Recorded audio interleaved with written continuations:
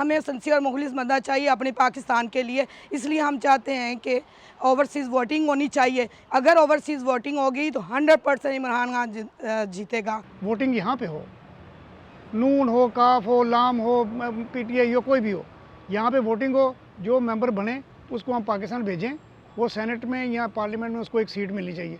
हमारी आवाज़ तो सुने ना। अब हम यहाँ पे किसी को कहते हैं तो वो हमारी को आवाज़ नहीं सुनता। अगर आपने इंडिपेंडेंट नहीं होना है तो फिर यहाँ से मिनिस्टर और वजीर लेके जाने बंद करें। वोट देने का हक जो है वो तो हमारे पास चूँकि नेशनलिटी है तो वो हमारा हक बनता ही बनता है, उसको आप कैंसिल नहीं कर सकते किसी हालत में। वोट चाहते हैं लेकिन कोई मुस्तहिक हो ना, कोई इस काबिल हो तो हम उसको वोट देने को भी तैयार हैं। कोई इस काबिल ही नहीं है तो फिर हम किसको वोट दें। सिस्टम जो है वो फुल प्रूफ होना चाहिए।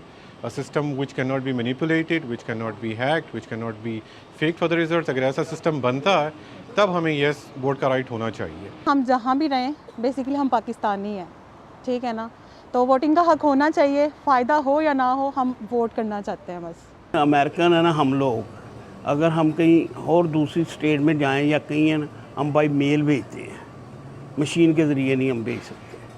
तो ऐसा तरीक़ाकार होना चाहिए पाकिस्तान को भी कि बाई मेल कर सकें।